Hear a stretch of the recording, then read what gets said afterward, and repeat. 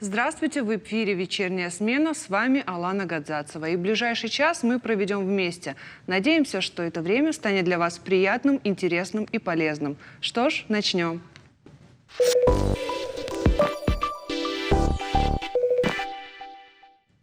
Студентка Владикавказского торгово-экономического техникума победила на национальном чемпионате «Молодые профессионалы WorldSkills 2020. Карина Ильясова испекла лучший осетинский пирог. Всего в финале чемпионата в этой номинации участвовали 11 регионов России. Победителями и призерами стали, конечно же, представители Северной Осетии.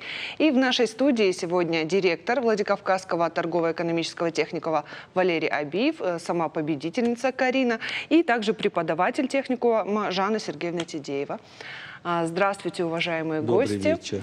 Мы поздравляем вас с такой победой. Это очень почетно. 11 регионов – это очень серьезно. Но кто, если не мы, должны были действительно победить в таком конкурсе? Валерий Батрач, хочу к вам в первую очередь обратиться. Расскажите, пожалуйста, о самом чемпионате. Это уже традиция в нем участвовать, уже есть определенные наработки в этом направлении. Вот что-то поменялось в этом году? Как он проходил в этом году? В каком формате? В этом году формат на самом деле был необычный, онлайн-формат. И формат был очень масштабный. И говорить о том, что кто, если не мы, в данной ситуации даже отчасти неуместно, потому что это победители участвовали отборочных чемпионатов, а так участвовало в 3-4 раза больше регионов. Подготовленность очень большая, и уже во всех регионах осетинские пироги используют, вы все прекрасно знаете, и в бизнесе, и в домашнем обиходе.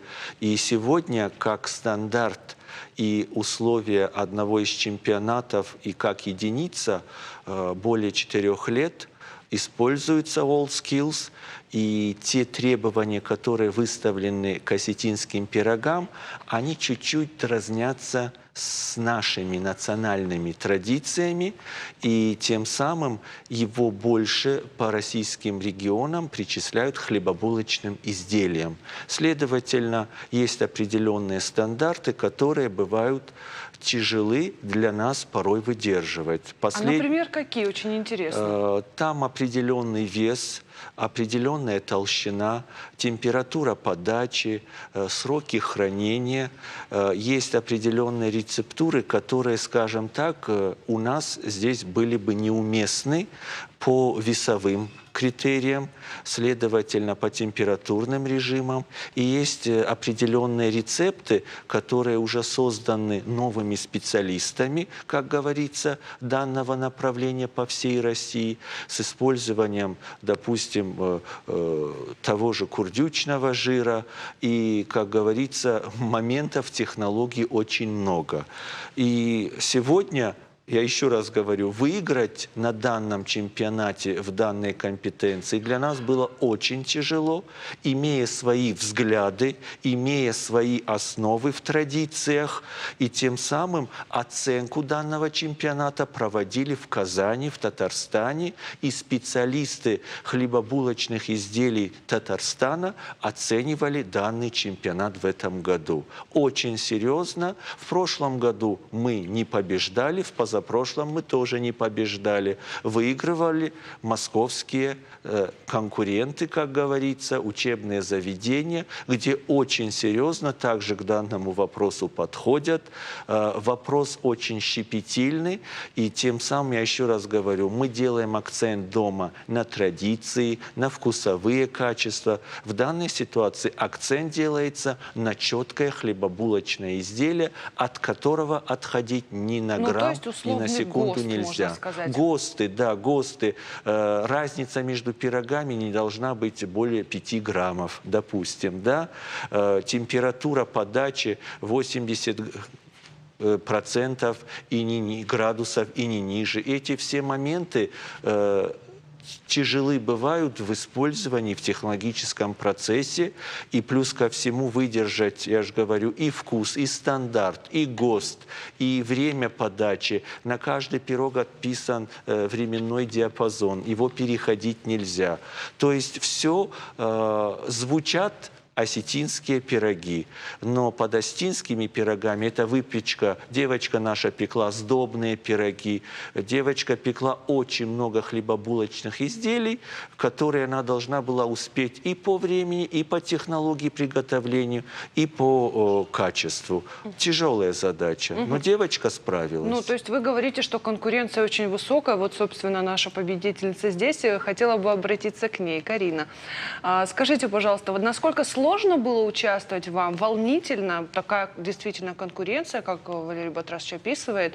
Расскажите, как проходил конкурс, какие перед вами стояли задачи? Говори, как есть. Я очень переживала подвести в первую очередь директора Валерия Батразовича и мастера. Я старалась все делать вовремя, и по весу, и по диаметру. Все проходило дистанционно, строго. Я старалась ни в кого не подвести. А скажи, пожалуйста, ну вот у вас же бывают постоянные, да, какие-то экзамены там и так далее. То есть для тебя это не что-то новое было. Но в чем была сложность именно этого конкурса? Именно этого, так как много регионов участвовали, вот этого я боялась. А как ты думаешь, почему удалось выиграть?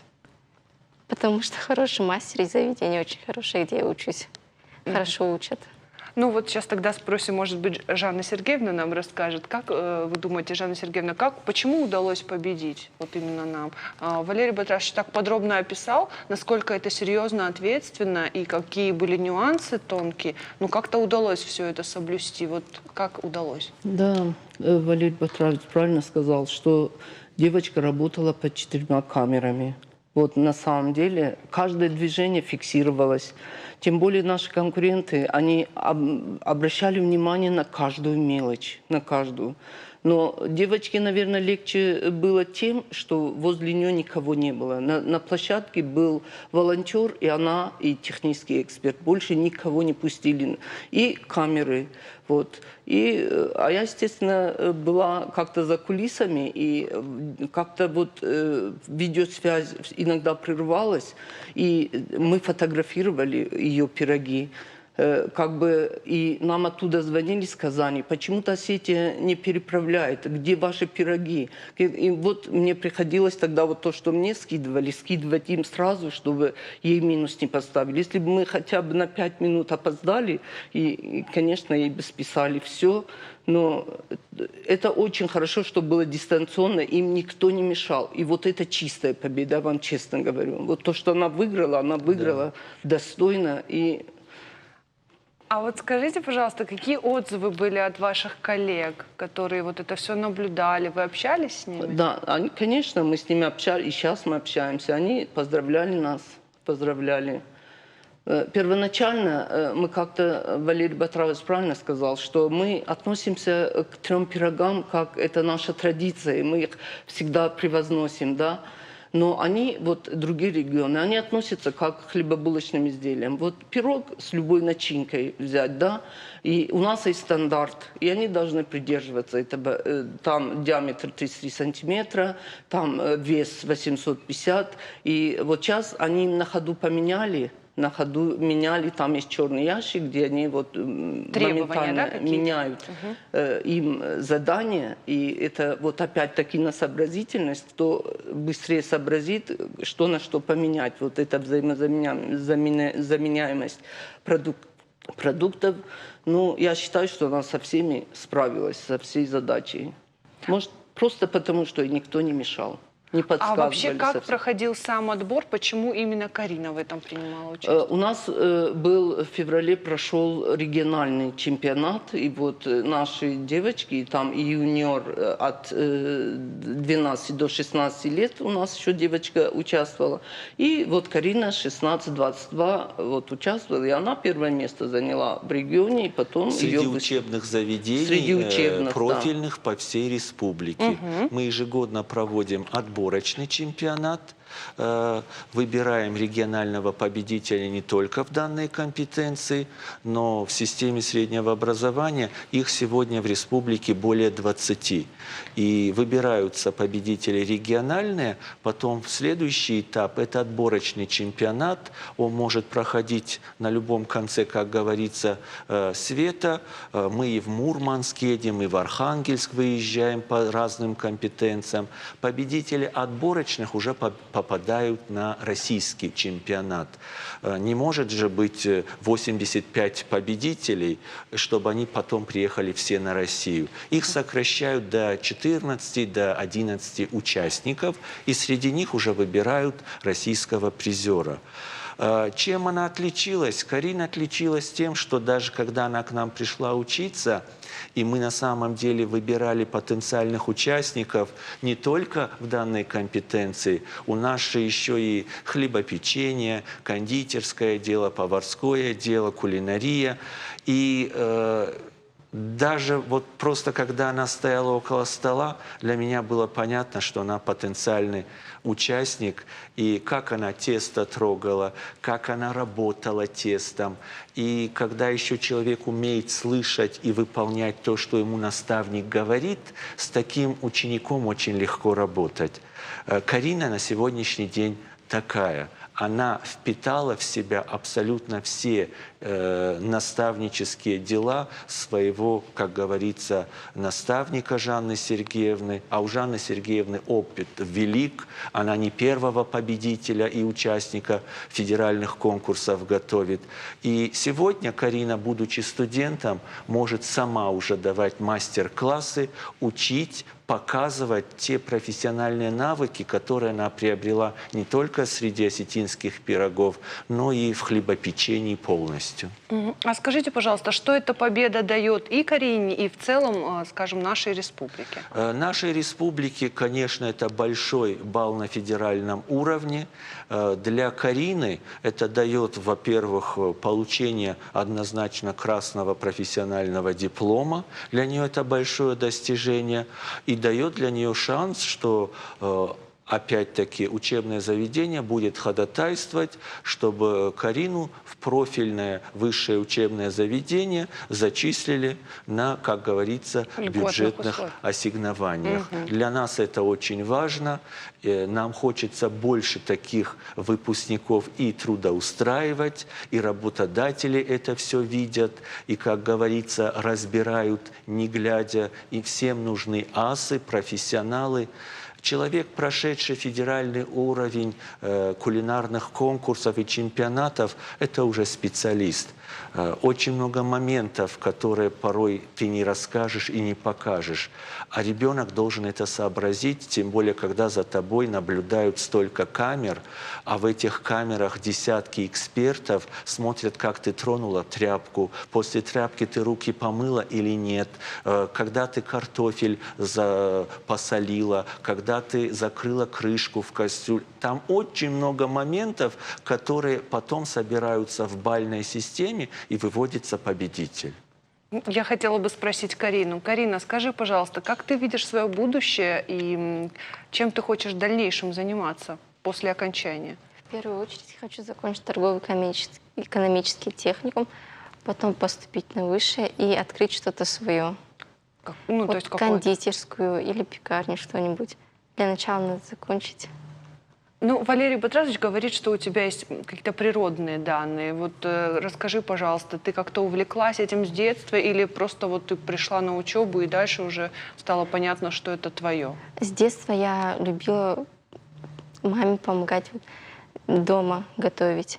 А в торгово-экономический техникум, когда пришла, я боялась, я не знала, как делают осетинские пироги, очень хотела научиться. Для начала мне показалось, что это очень сложно. А потом, когда я начала печь уже, для меня это легче и легче стало. Ну, сейчас ты можешь сказать, что ты любишь это делать, ты любишь готовить пироги? Да, конечно. Может быть, вот секрет твоей победы еще и в том, что тебе самой это нравится, что тебе это близко? Да. Трудолюбие прежде всего. Мы год-полтора назад говорили с ней об этом, что без труда ни у кого никогда ничего не получится. Человек нас услышал. Были слезы, были недовольства, было все, но без этого не бывает результатов. Мгм. И хочу еще такой более обобщающий вопрос задать. Вот сейчас, учебный год фактически начался, и в вашем учебном заведении очень бывает насыщенная жизнь, как учебная, так и внеучебная. Вы огромное внимание уделяете воспитательной работе. И скажите, какие вот планы на ближайший год у вас? Планов очень много, на самом деле останавливаться нельзя. Очень много времени было утеряно по определенным причинам. И сегодня надо те полгода, которые мы ничего не делали в воспитательном процессе и занимались только онлайн-обучением, надо все восполнить. Сейчас параллельно уже Жанна Сергеевна готовится к внутритехникумовскому, допустим, чемпионату, да, и по осетинским пирогам, и по хлебопечению, и по кондитерскому делу, и по кулинарии. И данная задача разрешает участвовать абсолютно, допустим, всем. Каждый может себя попробовать. Параллельно мы занялись сейчас очень много новых талантов, много танцующих, поющих, и их надо раскрыть. В конце октября у нас будут проходить «Алло, мы ищем таланты», где все желающие должны будут себя засвидетельствовать и открыть, как говорится, новые звездочки. Параллельно все учебное заведение сейчас готовится к Дню учителя, и у каждого задача достойно, красиво, объединенно всем студенческим коллективам придумать и разработать масштабный праздник. В конце октября большой профессиональный юбилей всей системы среднего образования. Мы также заняты подготовкой к данному мероприятию. И все это параллельно делается не только руками взрослых, но я же говорю, большая часть труда все перекладывается на плечи молодых. Самих студентов. Это, скажем так, хитрая задача, решая одно, закладывать другое, чтобы понимали, как это все необходимо и как важно профессионально развиваться — это одно. Но, с другой стороны, воспитывать уважение к старшему поколению, старших к младшему, все традиции, все профессиональные навыки надо увязывать с трудолюбием и с уважением к обществу. Это наша большая задача. И все эти задачи, я же говорю, может сегодня тяжело это все проводить параллельно, даже сейчас с такой тяжелой ситуацией, но мы все равно активно пока работаем и октябрь, и уже закладываем планы на ноябрь. К сожалению, времена такие, что на больше даже закладывать не стоит. Но тем не менее мы уверены, что наши задачи все сбудутся и будут достойные результаты. Мы очень на это надеемся, что желаю вам успехов в вашей работе. Еще раз поздравляем с этой победой. Всего вам наилучшего. Всего Спасибо. хорошего. Спасибо. А сейчас мы прервемся на небольшую рекламу. Сразу после нее продолжим наш эфир.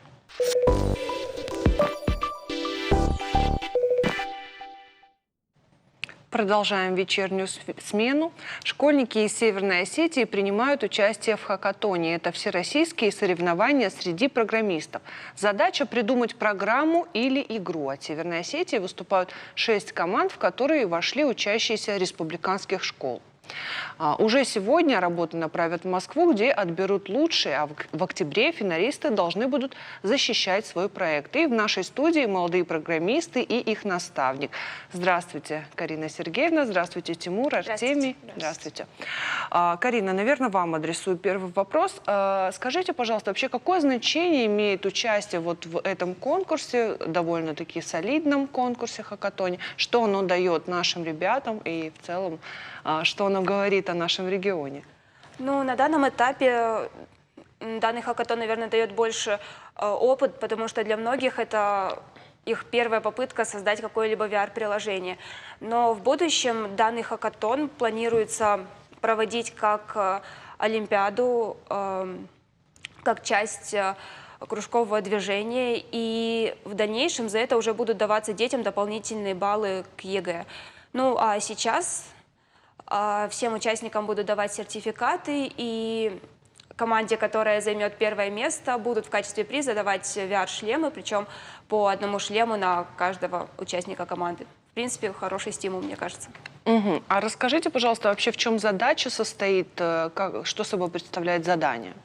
На данный момент у них свободное задание, то есть они могут сами придумать основной сюжет их игры и основные действия, которые там должны происходить. Есть некоторые критерии, некоторые фрагменты кода, которые должны быть обязательно, некоторые элементы, но в остальном только их фантазия. Мгм. А скажите, как вы оцениваете в целом уровень участников и вот какие для этого нужны знания, навыки и где их можно получить? Уровень участников, тяжело сказать, что высокий уровень, потому что и платформа, на которой они работают, Warwin, она относительно новая. И, к сожалению, нет возможности сравнить их с детьми из других регионов. Но в общем и целом сейчас наставники довольны их работой. А что касается того, где дополнительную информацию можно взять по этому программному обеспечению, разработчики скинули детям ряд вебинаров записанных, плюс методические материалы, где максимально подробно описываются различные элементы, которые используются, как их можно запрограммировать, как можно использовать их в различных сценах. И на самом деле они настолько подробные, что вопросов практически не возникает. Ну, то есть участвуют только те ребята, которые занимаются программированием, они узнают об этом самостоятельно, либо занимаются в каких-то кружках и так далее, правильно? Не совсем. Преимущество Warwin заключается в том, что на нем могут программировать даже дети, которые никогда раньше с программированием не сталкивались. Там используется довольно-таки простой язык, он называется Scratch, и этим языком дети могут овладевать, начиная с 5 лет. В этой олимпиаде участвуют дети в основном старших классов, то есть 7 и выше. Поэтому для них, в принципе, не представляет труда разобраться в логике программирования. Ну вот, собственно, у них и спросим, как у участников. Вот скажите, пожалуйста, Тимур, какой у вас проект, что вы разрабатывали? Ну, мы с командой сделали игру, как бы квест, где надо было разложить по местам предметы. Ну, в комнате, естественно, был бардак, надо было это все прибрать.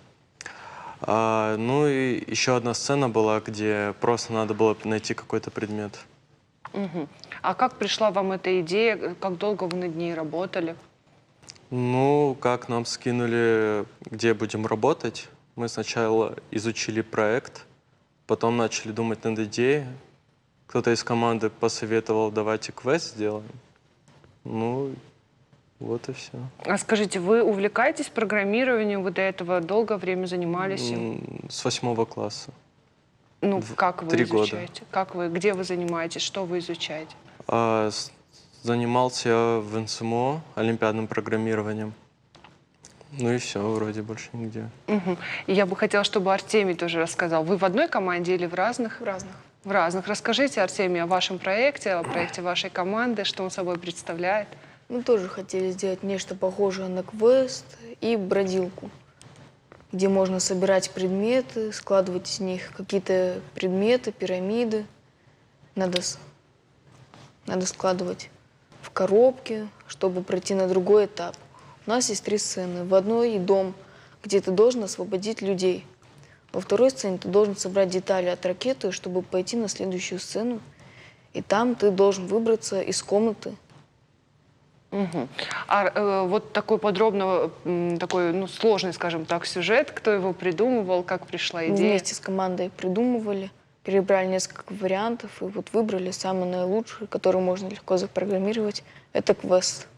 А расскажи, как давно ты занимаешься программированием, где занимаешься, что уже удалось Я узнать? занимаюсь примерно около года на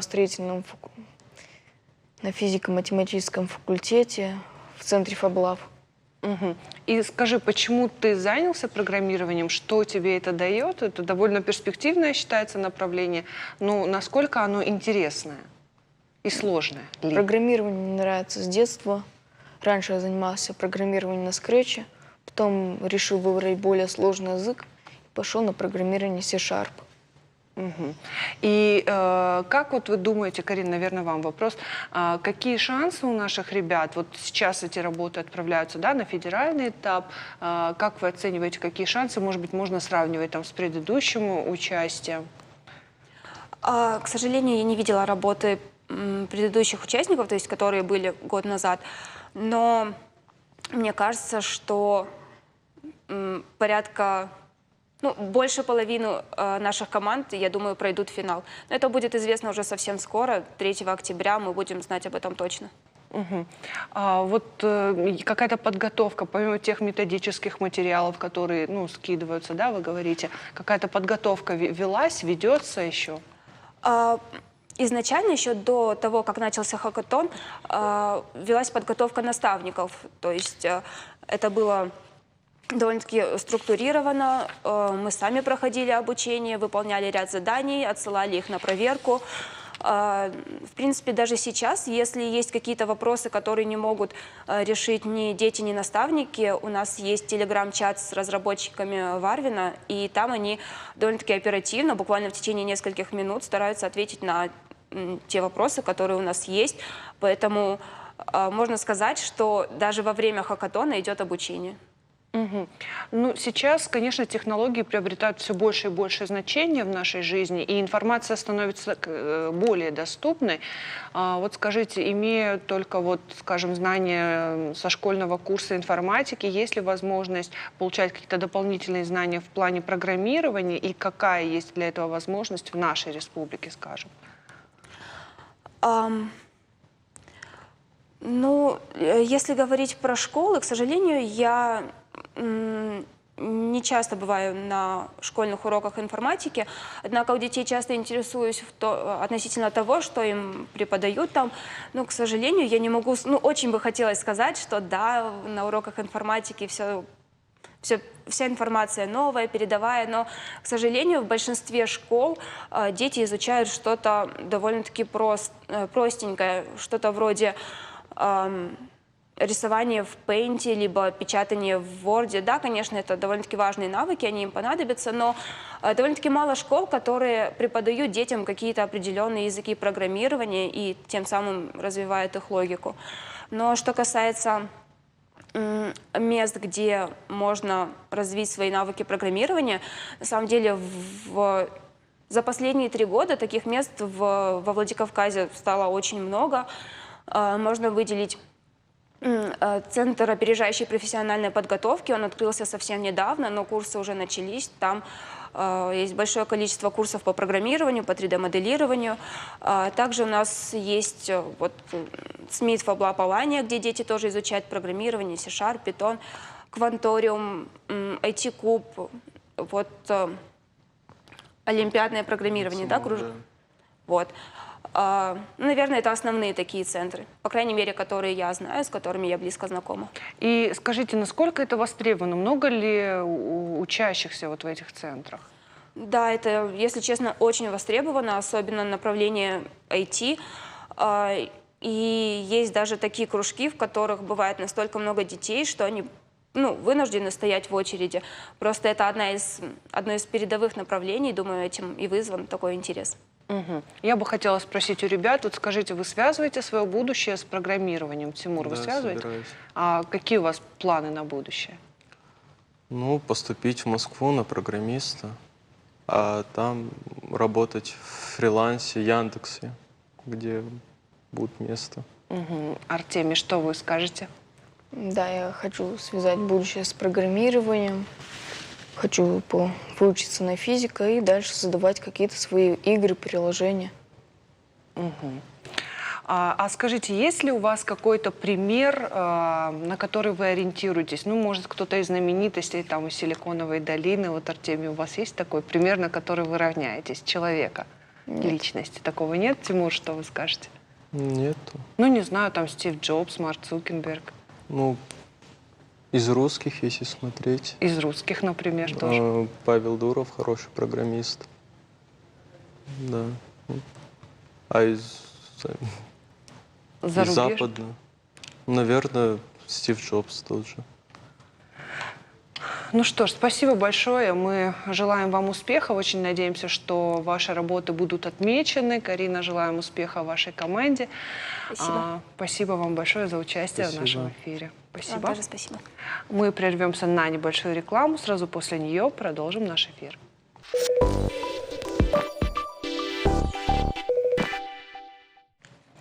Продолжаем вечернюю смену. Театр фольклорного танца «Артхорн» принял участие в 3-м фестивале культуры «Северный Кавказ. Синтез мира. Синтез искусств», который прошел в Казани.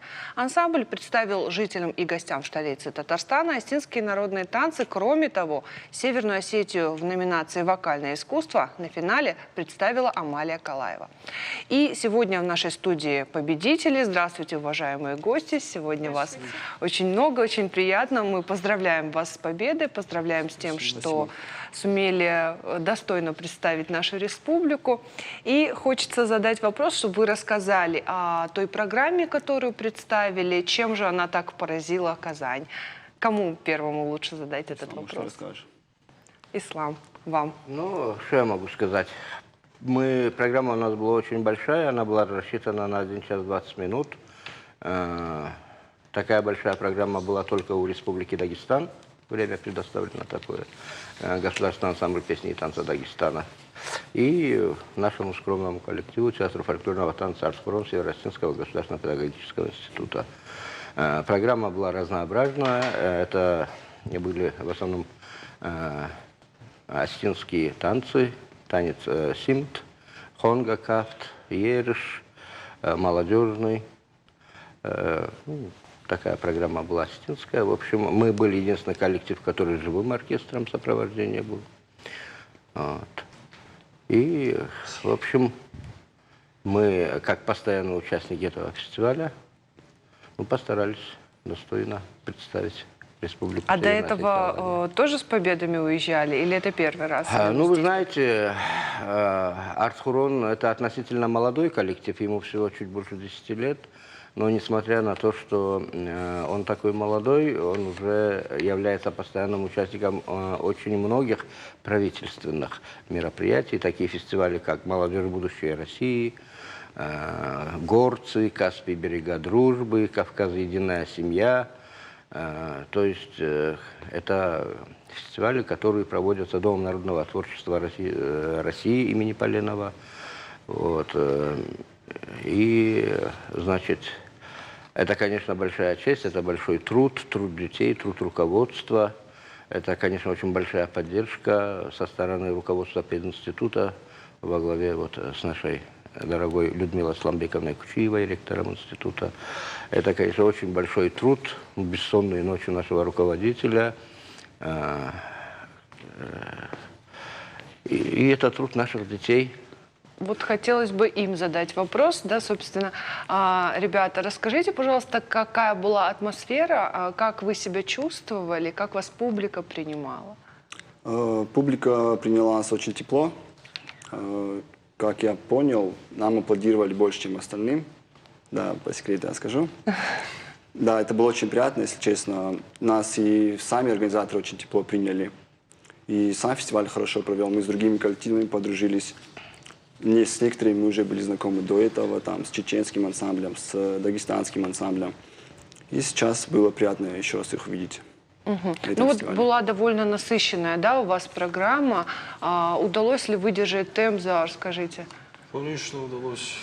Ну, честно, рассчитывали, что будет чуть попроще, но, увы.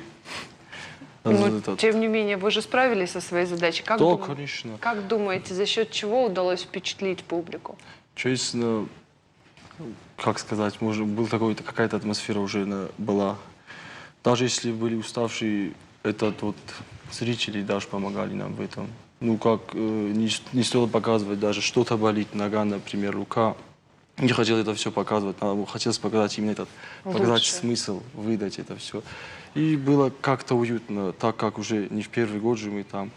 И с коллективами мы уже вывались чеченцы, дагестанцы, со Ставрополя были гости. Так как не первый год, было уютно уже, не с чужими людьми там были. Кристина, Я скажите, чуть-чуть а в чем... дополню, Да, пожалуйста. ребят, они немножко скромничают. Вы знаете, есть такая старинная пословица или поговорка на Кавказе, да? Дома ты представляешь честь своей семьи, а за пределами ты лицо своего народа. Да. Вот, конечно, ребята скромничают, но очень приятно то, что другие коллективы, даже государственные профессиональные коллективы, очень тянутся к нашим детям, потому что безупречное поведение,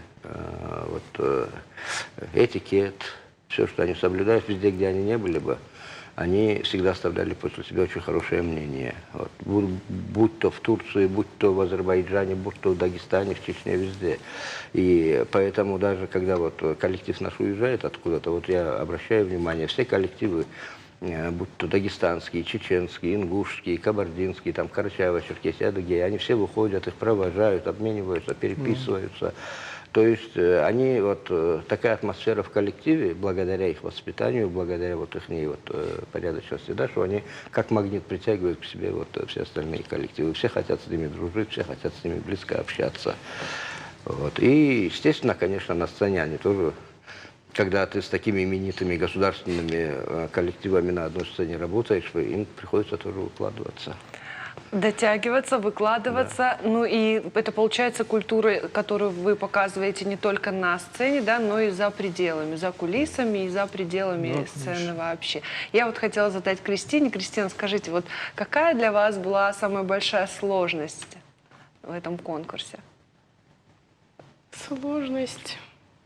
Что было сложно? Что было тяжело для вас? И что давало силы? Конечно, перед выходом на сцену мы переживали все, но когда ты выходишь, ты видишь зрителя, их улыбки, их ожидания, и ты заряжаешься этой энергией, и ты уже вот сам настраиваешься, тоже с улыбкой, вот. Главное вот выждать этот момент, это бывает сложно, вот именно выйти на сцену. Да. А когда мы уже выходим, там уже остается только честно, чтобы зритель был доволен. Выдать все, но бывает намного легче уже, когда мы уже на сцене выступаем, уже намного легче бывает. Ну и просто что можем показать, это выдаем и все.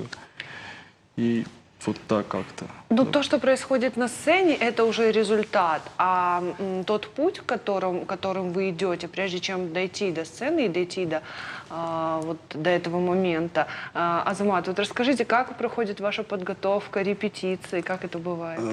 За неделю до самого фестиваля мы начали репетировать каждый день. Каждый день по вечерам мы собирались, хоть у ребят у кого-то была учеба, у кого-то работа. Мы старались выбрать такое время, чтобы получалось у всех.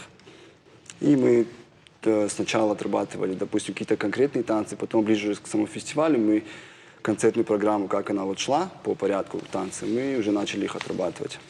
Старались, кого не было, его заменить. Кто-то вставал, допустим, вместо кого-то в танец, чтобы сама целостность танца не терялась. И чтобы потом на сцене не получилось провала. Угу. Ну, то, что вы уже не первый раз, вы были с кем-то знакомы, может быть, что-то новое для себя узнали. Вот скажите, общаясь с другими коллективами, в том числе там есть профессиональные коллективы, что вы для себя извлекли? Честно, как сказать, вот общаясь с танцорами от других коллективов, например, с Дагестана, Чечни, ну, можно узнать, например, почистить вот. Допустим, я умею танцевать дагестанский танец. Можно пообщавшись с ними, понять, вот как чище и красивее подать этот смысл их народа. И вот благодаря таким фестивалям, честно, да, мы показываем культуру, танцы наши, но благодаря этим фестивалям мы еще узнаем, ну, общаясь с другими коллективами. Опыт принимаем. Опыт принимаем их, вот, например, кабардинцев, чеченцев, всех народов. Ну, это благодаря этому всему. И а еще говорят, что вы показывали мастер-классы для участников. Да. Было такое? Да. А скажите, был ли интерес и как удавалось, получалось ли? Да, мастер-класс проводил наш руководитель, пока наши ребята переодевались. Танец он показывал Шимт. Если честно, да, он вызвал большой ажиотаж у зрителей, в основном у женского пола. потому что мужской там было мало количества. Они, видимо, то ли стеснялись, то ли что, не знаю. Но там было всего пару человек. А так, да, щимд им понравился. Это было до выхода нашего щимда. Нам Георгий Джамалович показал его. Они протанцевали его и на месте, и по кругу они прошлись. И потом мы сами станцевали. Они могли сравнить свой, как они вот, до какого уровня дошли вот за эти пару минут. И посмотреть на нас, как танец выглядит со стороны на самом деле. Да, им, ну, по моим впечатлениям, им понравилось. И все-таки, вот если бы вы выделили какое-то главное ваше впечатление от этого фестиваля, вот что главное вы для себя извлекли? Главное то, что дружба народов, ну, дружба Кавказских республик – это очень важный момент, так как ну, на этом фестивале молодежи в основном встречается. И вот с молодежью все начинается. Если мы будем дружить, то мы будем подавать примеры остальным, и старшим, и младшим, и все это будет дальше идти. И не только по Кавказу, и вот мы же выступаем вне Кавказа, и они будут тоже понимать, что мы, как они тоже, вот, ну, мы все весь один народ, многонациональная Россия. И это в будущем приведет к, как сказать... Принятию того, что нет различий, да, между дружба нами. народов. Нужно дружить. И... Да, то есть просто стираются культура шаблоны, объединяет. которые существуют по отношению вот, к лицам кавказской национальности. Да. Да. Эти шаблоны стираются, когда они видят нашу прекрасную молодежь, видят их поведение, видят их воспитание, их скромность, порядочность. Конечно, это меняет мнение. И даже вот мы, живя рядом на Северном Кавказе, народу Северного Кавказа, да, мы мало что друг о друге знаем. И вот в процессе общения, конечно, очень много меняется мышление, меняется восприятие. То есть это другое, как вот все братские народы Северного Кавказа, да, и между ними устанавливаются культура, которая довольно близкие, объединяет именно, да, отношения, делает добрососедские. ближе нас. Мы сейчас на связи с Амалией Калаевой, которая представляла нашу республику в вокальной номинации. Амалия, вы нас слышите? Да, здравствуйте. Здравствуйте, Амалия. Ну, поздравляем вас с таким успехом. Расскажите, Спасибо. пожалуйста, как проходил конкурс, что происходило, какую программу вы представляли и как вам удалось впечатлить жюри? Я пела на концерте 3 арии, на гала-концерте. Представила арию из оперы «Сороческая ярмарка», арию по расе Мусорского. Я решила, что опера — это интересная возможность предоставить людям, зрителям познакомиться с многогранностью нашей нации, нашей республики. Вот. И я думаю, что в принципе удивить мне удалось. Вот. И мне понравилось то, как проходило все, то, как между друг другом завязывались отношения, как мы взаимодействовали друг с другом. И, то есть это приобретение новых знакомств, это общение между друг другом. Это, я считаю, очень здорово, и поэтому у меня только лишь положительные впечатления остались от этого фестиваля. А скажите, пожалуйста, музыка – это ваша профессия или вы больше этим увлекаетесь? Расскажите о себе, о ваших интересах. Да, я занимаюсь оперным вокалом, и сейчас я являюсь студенткой Академии имени Маймонида, РГУ Косыгина, и я студентка 4-го курса, и думаю, что в дальнейшем я буду продолжать в этой сфере, да, и работать над собой, и усовершенствоваться. А скажите, как вам кажется, за счет чего вам удалось именно произвести такое впечатление на жюри конкурсное?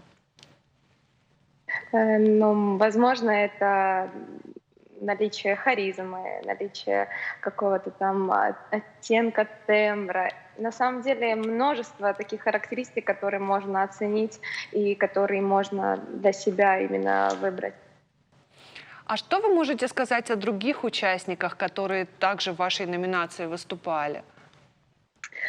Со мной вместе была девочка, которая представляла Ставропольский край, Варелия. И мне очень было интересно ее слушать. Она исполняла в фольклорном звучании такие песни про Россию. Это было интересно, это было здорово. И поэтому мне кажется, что уровень фестиваля, он был очень достойный. И для каждого из нас это возможность усовершенствоваться и принять для себя что-то новое. То есть если я развиваюсь в сфере оперного вокала, и как оперная певица представляю свое будущее. Для меня интересно слышать то, как звучит такое более горловое звучание, более такое фольклорное, что мне не знакомо. Вот. Что ж, Амалия, мы поздравляем вас с победой, с успехом, желаем вам дальнейших достижений в вашей Спасибо творческой деятельности. Спасибо большое, что вышли с нами на связь. Спасибо. Спасибо, да. Я благодарю также вас за то, что вы пришли в нашу студию. Еще раз поздравляем вас с вашим успехом. Желаем вам новых побед, чтобы это было только самое начало вашего творческого пути, чтобы было еще очень-очень много больших-больших побед. Что ж, таким был этот вечер. Спасибо за внимание. Встретимся снова в вечерней смене. Всего вам доброго.